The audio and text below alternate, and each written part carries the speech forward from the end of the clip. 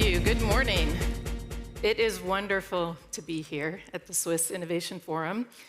And I am very excited to tell you about the Mars 2020 Perseverance mission. It's a very exciting mission. I worked on it for 8 years. I did a number of roles on the mission and then ended up as the project manager. So if you just wait it out, you can be in charge. No, I'm kidding. But I am especially excited today to talk about some of the innovations that were required for this mission to be the phenomenal success that it has been. So I have the clicker. I'll go to the next slide. But before I get into the Mars 2020 Perseverance rover specifically, I want to talk about what I call the family portrait of rovers. I'm one of the people who's had the great opportunity to have worked in a leadership position on every rover that has ever set wheel on Mars. And these rovers were really the building blocks of what Perseverance was able to do. And the reason I actually bring this up is because from the Sojourner rover, which you see in the upper left, the very first rover we sent to Mars in the late 90s, to the Spirit and Opportunity rovers, which you saw in the upper right, and now you see a gentleman's face. But I think if I play the video again, it'll go to the next slide. And those rovers actually determined that water had flowed on Mars in the past, to our Curiosity rover in the lower left, where we upped our game a lot, got a much larger rover, and that rover actually discovered that Mars was once habitable, had the conditions for habitability. So the Perseverance rover was really just writing the next page of that history book of Mars. And what the next page was trying to answer the question, did Mars ever have ancient microbial life? So we don't think Mars has microbial life today, but did it ever have it? And you may say, well, how do you answer that question with a robot hundreds of millions of miles away? And I'll say, that's a great question. And I'll start with the answer that maybe your realtor would give you when you were looking for a new home, and that would be location, location, location. So the way that you find possible evidence of past microbial life on Mars is you have to go to the right place. And what you see here is an artist's depiction of the place that we landed called Jezero Crater on Mars. The artist's depiction has the water there. We believe that Mars used to have a big lake in Jezero Crater, and that lake had a river flowing into it that made a delta. And you can see that by the terrain today. The reason we wanted to go here and nowhere else on Mars is because when we look for fossils on Earth, we go to ancient lake beds and we go to ancient river systems, and that's where we find them. So we had to go here in order to achieve our mission to look for and have the most likelihood of finding evidence of ancient microbial life if it was ever there. Well, Mars doesn't look like this today. Jezero Crater looks like this. It's dry, Mars has dried up, and the most complex thing about the place we had to go was this had all kinds of hazards. We called them death traps for the rover, for the landing system. This was very interesting scientifically, and it was death from an engineering point of view. So we had to figure out how to design a vehicle that could land here safely and perform a mission, a very challenging mission, and I'm going to talk about some of the innovations that were required in order to do this. The first thing I'll say is there were a handful of things, and this is my only word slide, so I apologize, but I wanted to give you a sense of the big challenges that we had. I just talked about the fact we had to land in the most dangerous place we've ever landed on Mars. The second thing was we had to cover so much ground that we had to drive twice as fast as we had ever driven on Mars. And we had to take so many samples that we had to sample 4 times as fast. And we never really sampled the same way we had to sample on Perseverance. And then something we'd never done before was store and eventually deposit these samples for future return to Earth. Now, you'd say, well, that's probably enough, right? That's a good assignment from NASA headquarters. And then they said, well, why don't you try a few other things too? They wanted us to take pictures of the landing events, which we had never done before. We also needed to make oxygen from the carbon dioxide atmosphere to prepare for astronauts to go to Mars. And just to add on one more thing, perform the first powered flight on Mars in the Martian atmosphere. So that was our list. It was our to-do list. But one of the things I think that makes our team successful at the Jet Propulsion Lab and at NASA is we always think, well, just because we haven't done it before doesn't mean we're not good at it. And so that's how we approached this. We figured we could figure this out. And so let me go through some of these things, starting with landing. Landing on Mars, super difficult. All of our previous missions, though, had a requirement that the landing site was safe, that anywhere in the ellipse we landed would be fine. This mission, as I mentioned, wasn't that way. This is just a timeline of how we land on Mars. You can see in the upper left, we get rid of our cruise stage, then we deploy a parachute. We deploy the parachute based on a timer that gets us to the right location. Our current landing technology is something called Sky Crane, which is a little bit like a helicopter that puts the rover on the ground and then flies away. So we took that as a baseline. Now, one thing that's interesting about landing on Mars, we call this our 7 minutes of terror.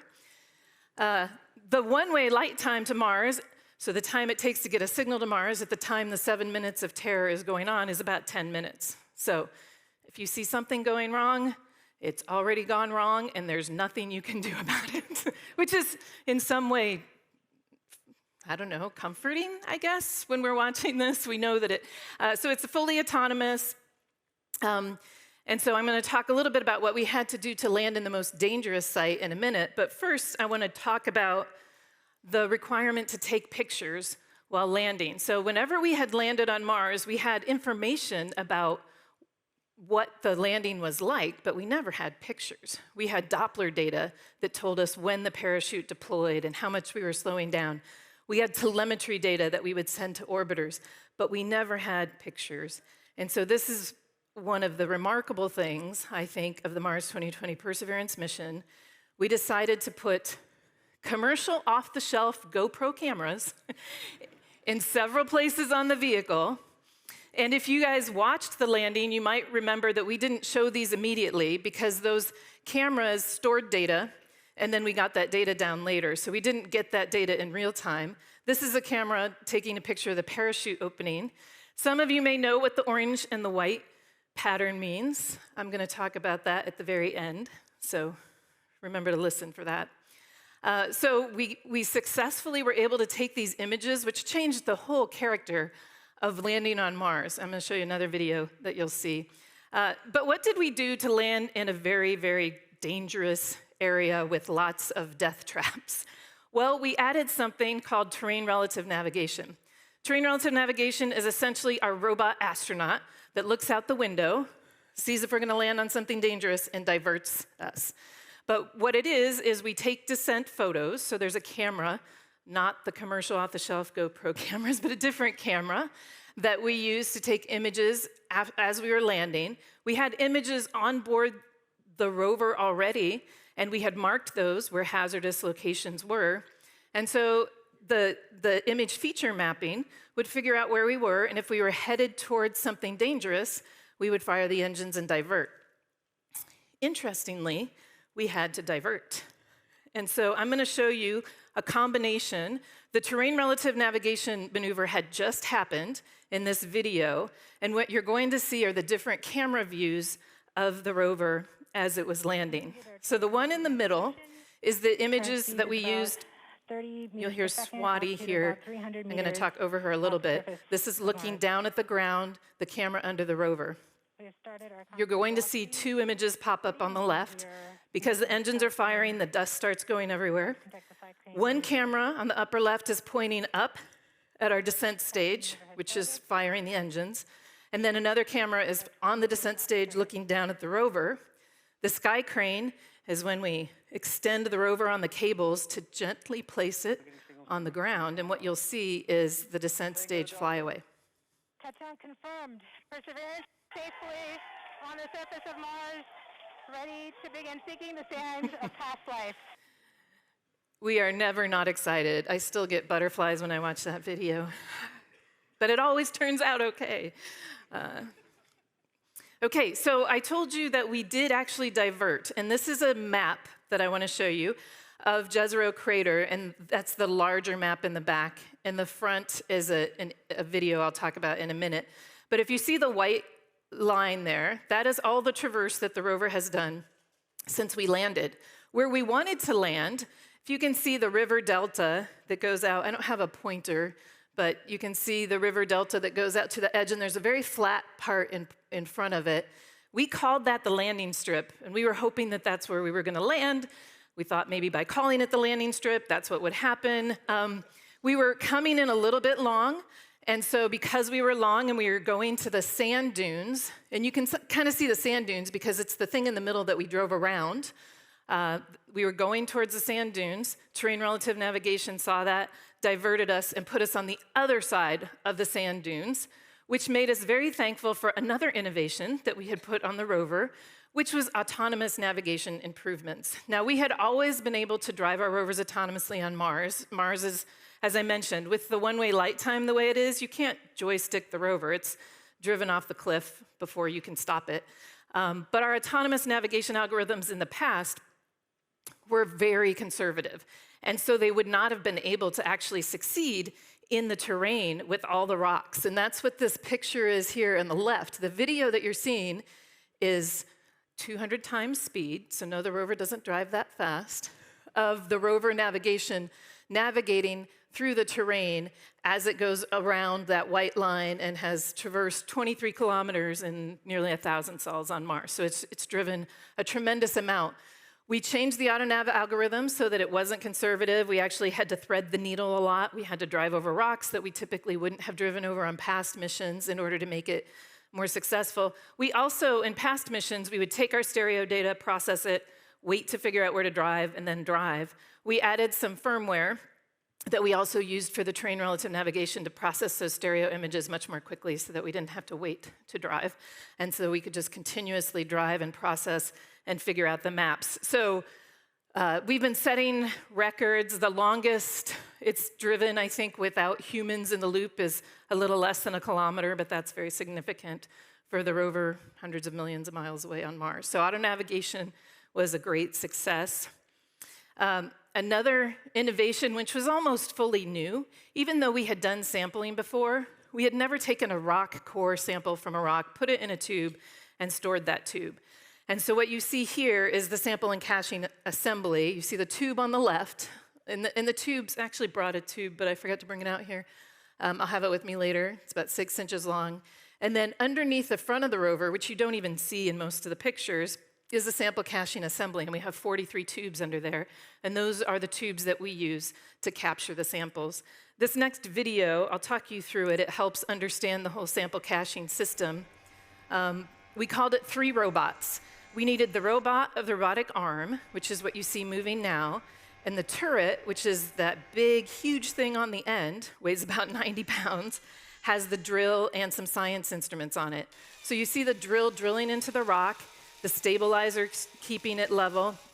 The interesting thing is that the tube is already in the bit. So when we are drilling into the rock, the tube's in the bit and the core goes right into the tube, which was very important so we didn't have to try to manipulate the rock samples, which could be broken apart in different ways. And then the second robot is the bit carousel that you see there. And you can see that the tube and the bit go together into the bit carousel.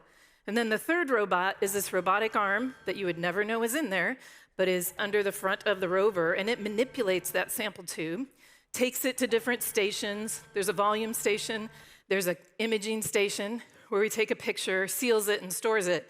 Now, interestingly, our very first sample that we took on Mars was empty. And one of the ways that we tried to improve the speed of our sampling was we made it a single continuous autonomous process. And we had looked the previous night at the borehole on Mars, and we said, that's a great borehole, that looks perfect, we've never drilled a hole like that and not had a sample. So literally, we were getting the data back from the rover. I think my arms were this far in the air to celebrate the first sample on Mars, and then we got that image of the tube, and the tube was empty. And we're like, oh, the tube is empty. And what had happened was, again, the scientists want a very old rock on Mars. So we picked the oldest rock, the lowest rock. Well, it turns out that rock broke apart and was pulverized by the percussive drill that we had. And so even though the borehole looked great and we saw all the tailings, none of the sample came up in the tube. So we fixed that in real time. The first thing we did is we went to harder rocks. The second thing we did is we adjusted our parameters a little bit so that we could go to some of those smaller rocks. And even though I can't get into all the samples and the science of the sampling, I wanted to show you this image, which is that map overlaid with pictures of all the samples that we've taken to date. And you can see in the red dots where we've taken them. And we've actually taken more since then. We have found some interesting things. We found simple organics in the samples in the lower right-hand corner of the map, which is called Seta, which is where we weren't intending to land, which we never would have found had we not landed there. They aren't indicative of biology. However, we don't have all the best instruments on the rover to really determine that fully. And so that is the reason we want to bring these samples back to Earth. The mass spectrometers, the scientific instruments we have on Earth will be able to much better explain the history and the geology of this area of Mars, which we already can see is much more complicated than what we thought it was. We can see that it wasn't just a lake, that the water was in and out several times. There are lava flows. There's a lot of stuff here that the instrumentation on Earth will be able to better determine once we bring these samples back. And you can see, I guess you can all pick out which sample is our atmospheric sample. You see the empty tube? It's in the bottom middle. So that is the tube of that's the first sample we took where we sealed it without a rock in there. Okay, so then we had the other bonus things. We took a technology demonstration, as I mentioned, to prepare for sending humans to Mars. Humans need oxygen to breathe on Mars. Mars is great. It has a carbon dioxide atmosphere with lots of oxygen. You have to get the oxygen out of the carbon dioxide atmosphere. And so this technology demo did that.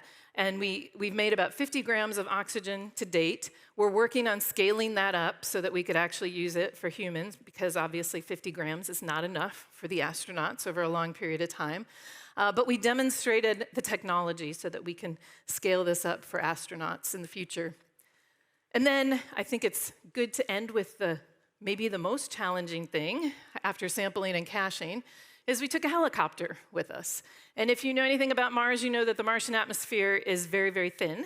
And it is very difficult to fly in a thin atmosphere. So the helicopter had to be light, around 4 pounds, and it had to have we have very wide composite rotors that spin at about 2,500 RPM. And we actually have to change the rate of the rovers seasonally because the atmosphere on Mars changes seasonally. And so you can't use the same rotor spin when the atmosphere gets even less dense. So you can see that Ingenuity traveled with us underneath the rover. Here we are deploying it. And then the rover had to drive away fairly quickly so that the sun could get on the solar panels of Ingenuity and charge the battery. And then we took a little time out here for some vacation photos. This is our selfie, our first selfie with Perseverance and Ingenuity. The way that we do that is we use the camera that's on the end of the robotic arm, and you see in the video inset, that's what that is. It takes dozens of images looking at Perseverance and Ingenuity, and then the result is the image that you see on the right there. But it wasn't all fun and games. We actually had to fly the helicopter. This is not the first flight of the helicopter. The first flight of the helicopter just went up 10 meters and back down. This is the 4th or 5th flight, but I like it because you can see it traversing the terrain. You can see the black and white images that the helicopter takes, and then the terrain feature matching that it does are the green dots are features that it matched, and the red dots are features that it didn't. And it actually uses that data and its inertial measurement unit data to make sure that it's going the distance and direction that we've asked it to go. And there we are. The helicopter plan was for 5 flights on Mars, and we never thought it would survive winter. It's on flight 64, and it made it through the winter, and we essentially froze the battery, which we didn't think would work, but we had no choice. And then it unfroze, it thawed, and it's working again. And so it's been remarkable how well the helicopter has worked. So you might think, well, wow, that's a lot of stuff. Is there more innovation that's actually needed for Mars? And I will say absolutely, and I'll use this video to show you. The samples are there, but as I mentioned, we want to bring them back to Earth. Mars sample return is what we are doing next, and this Perseverance rover is the first step of that. And so this video shows the sample return lander, which is in work, landing on the surface. Perseverance comes over, extracts samples from its sample storage facility, provides those samples to the sample canister on the lander. That canister is inside of a launch vehicle. We need to fire a rocket off of Mars into orbit and meet up with an orbiter. It's a European orbiter provided by ESA that will capture those samples.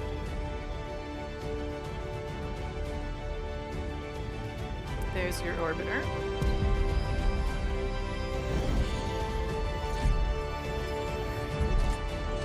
And then bring them on the journey back to Earth.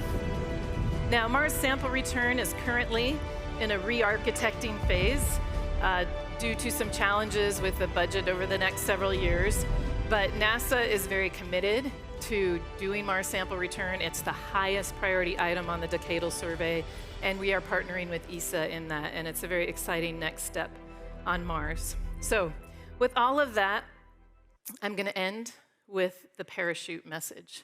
So can we bring up the parachute? So I told you that the orange and the white actually meant something. So if you're a nerd, which you might be since you're here, the binary code for spelling out "Dear Mighty Things" is what the orange and the white on the parachute is. It also has the GPS coordinates for the Jet Propulsion Lab. And "Dear Mighty Things" actually refers to a quote by Teddy Roosevelt that we use a lot, and I'll read it to you here. "Far better is it to dare mighty things, to win glorious triumphs, even though checkered by failure, than to rank with those poor spirits who neither enjoy nor suffer much, because they live in a gray twilight that knows not victory nor defeat." So thank you for sharing these successes with us. And as we move forward, whether we're bringing samples back from Mars or whether we're doing the thing that you are most passionate about, undoubtedly our successes, our inspiration, and even our failures will lead us to transforming impossible things into everyday reality. Thank you very much.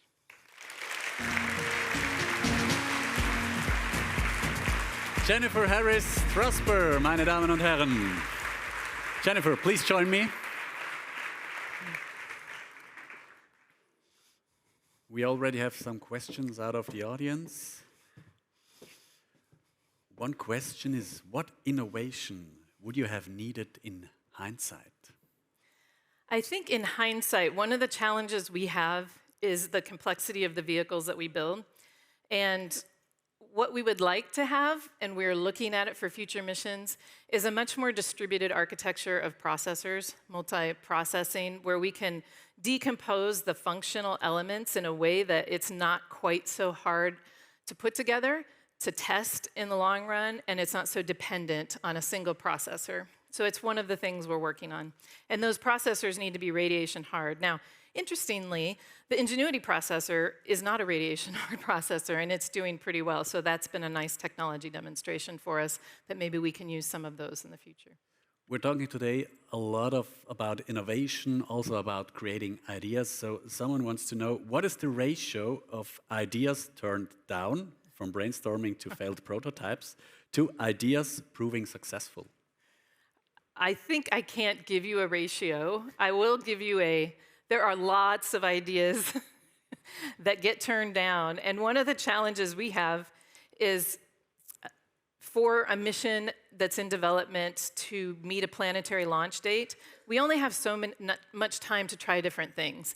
And so often, by the time we toss out 3 or 4 ideas and get to the 5th, it still may not be the perfect idea, but it's the one we have to move forward with. And that's something I think we've learned to do, is be encouraged to not expect perfection, but to get to the point where it's good enough. And then, as I mentioned with the rovers, progress can be incremental over decades. But if you look at where we've come from Sojourner to Perseverance, it's monumental. And I think, progress doesn't have to be a big bang all at once. Another good question. Are you collaborating with Elon Musk? We collaborate in that we send people back and forth to work for him, and they come back and work for us. No, but I think we kind of a talent war, right? There's a lot of talent. Yeah, certainly with the talent. I will say, NASA's perspective is we want commercial space to be successful. We want places like JPL to be the cutting edge of things that have never been done before, and we're happy for Elon Musk to do that as well, and we collaborate with our people and our technologies because we're all really in this together. Last question. Humans on Mars, will we experience that? Yes, I believe it will happen. I don't know exactly. There are budget and political constraints that challenge the technology we need, and you're not sure which of those is going to happen first. But yes, we will get people to Mars, and it's a priority. I'm excited to see that. Thank you very much. What a pleasure having you with us. Jennifer Harris Trosper. Thank you very much. Thank you.